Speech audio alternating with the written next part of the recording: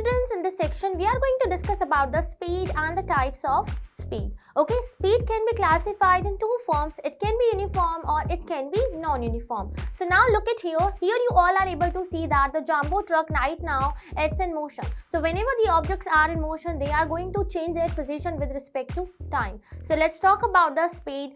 By using distance and time, we all can easily define the term speed. Okay, so now look at here, what is the meaning and what is the actual definition of speed. We can say that whenever the objects are in motion, if they are moving from A point to B point, so when they are traveling from A to B, they are actually going to cover some distance, and when they are going to cover some distance, they are also going to take some time, right? So we can say that speed of a body is the distance traveled by the body per unit time, or in other words, we can say that the rate of change of distance, it is also considered as a speed. Now we have the formula of speed. Speed is equal to distance traveled upon time taken.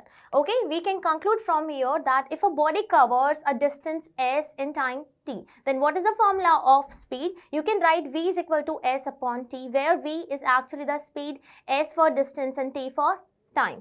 Now let's see what are the units. We all know that speed, it is also a kind of physical quantity. So whenever we have to understand the physical quantities, we always have to take appropriate unit. So let's see here, in SI system, it will be meter per second or meter second inverse. Alright, because we know that v is equal to s upon t, and s, that means is for distance, and if we have to measure the distance, we always going to take meter as a SI unit, and for time we are going to take second, and this is how in SI system it will be meter per second or meter second inverse, and in CGA system it will be centimeter per second or centimeter second inverse.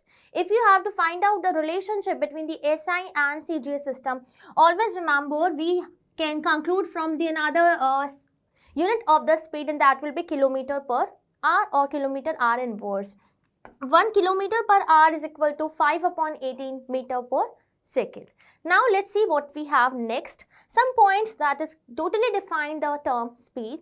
We can conclude from here that speed is a scalar quantity, because we all know that distance, it is a kind of scalar one, because it is going to tell you about the actual length of the path. Okay, whenever we are going to define the distance, we never going to tell about the direction and so on. If speed depends on the distance, so does speed is also the scalar quantity, because it has magnitude but no direction. Speed always going to tell you about the magnitude. Okay, whenever we are going to tell about the speed of any object or speed of any body, we are not going to mentioning the direction.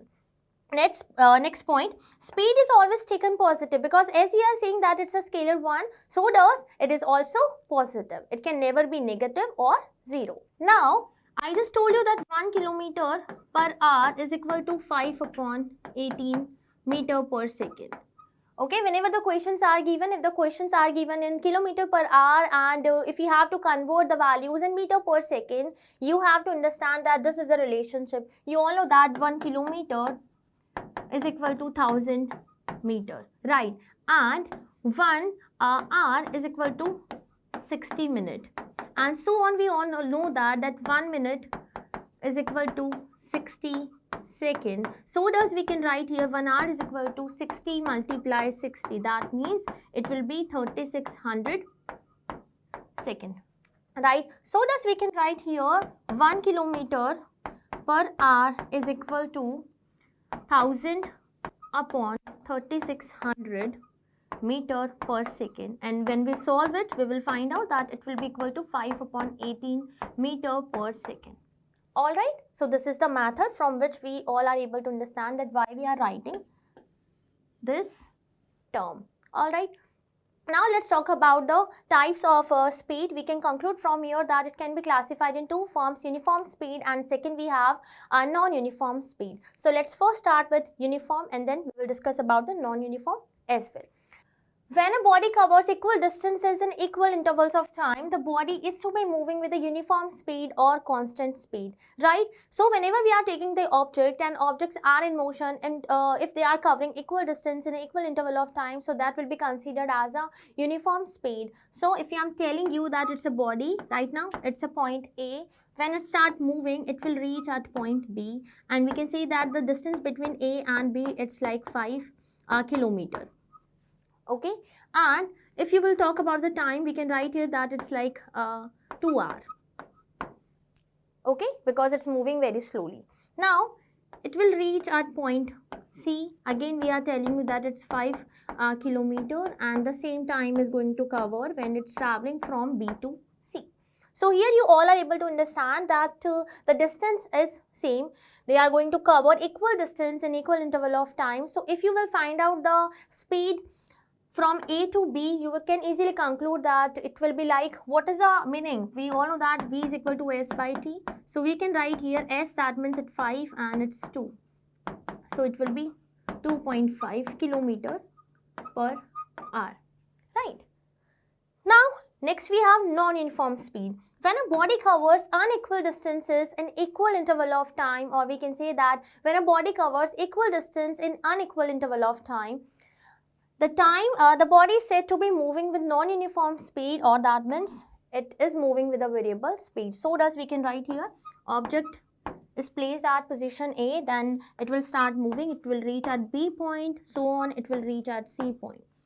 When it is moving from A to B, it's covering like, we can take here 10 kilometer, and the same time we are telling you it's 2 hours.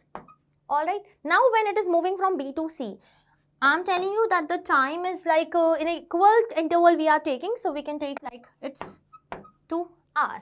Okay, but we can change the value of distance. It's like now 20 kilometer.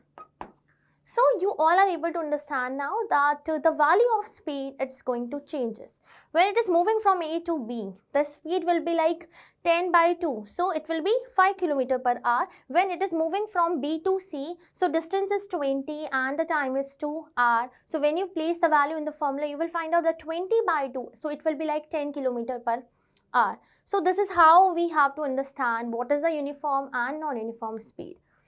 Now let's see, we have the example. Here you all able to see that the train is right now in motion. So a train running with a speed of 120 km per hour. So we are telling you here that it's moving with a constant speed, right? We are telling you the exact magnitude 120 km per hour. So this is all about the uniform speed. Next we have the example. Look at here, right now this ice cream van, it's in motion. So we can take the example, a car running on a busy road, right, or a ice cream truck is moving on a busy road. So whenever some objects are moving on a busy road, they have to apply brake, and that's why the speed going to changes. Let's see speedometer. So whenever we have to measure the speed, we are going to use a device, and that is called speedometer. So we can conclude from here, speedometer of the vehicle measures its speed. So we discussed about the types of speed, right? We all know about the speed now. So we are going to solve some questions which is based on this section. Let's see the first question. Your car is running in the direction of east on a straight path at constant speed of 60 km per hour. What does the speed of car represent? So here we are telling you that car is moving with the constant speed and it's given here 60 km per hour. So from here we can easily conclude that the car is moving with a uniform speed, and that is the reason we have to take option number 2. Uniform speed, it's a correct answer of our question. Alright, let's see what is the next question. A car is running at the speed of 60 km per hour. So here the speed it's already given. How much time will it take to cover the distance of 1000 kilometers? So let's solve the question. Here we can understand that speed it's already given. Speed is equal to 60 km per hour, and we have the distance also. We can write here distance is equal to 1000 kilometers. We have to find out the value of time. Okay, we all know that V is equal to S upon T. So by using this formula, we can easily be able to find out the value of time. T is equal to S upon B. S, that means it's already given 1000, and this speed is also given 60. So 10 will be cancelled by 10. Now we have 100 upon 6. So it will be like 16, 16 4 by 6 hours. Now, when we look at the options, we will find out that the options are given in hour and minute. So, we have to convert 4 by 6. We all know that 1 hour is equal to 60 minutes. Right, we all know about it. 1 hour is equal to 60 minutes. So 4 by 6 hours, we have to convert this value in a minute as well. So 4 by 6 multiply 60, it will be like 10. 4 multiply 10, we have 40 minutes. Okay, so we can conclude from here that our answer will be 16 hours and 40 minutes. And it's given in option number 3rd. So the correct answer of our question is option number 3. Now let's move on the next question. Trishika starts walking straight facing south. After walking 30 meters, she turned to her right. So we are considering that she is Trisha. Okay. Look at the question. Trishika starts walking straight facing south. So like this, she will start moving. After walking 30 meters, she turned to her right. So her right, that means she will turn here. Walked 25 meters and turned to her left. So it will be her left. Okay.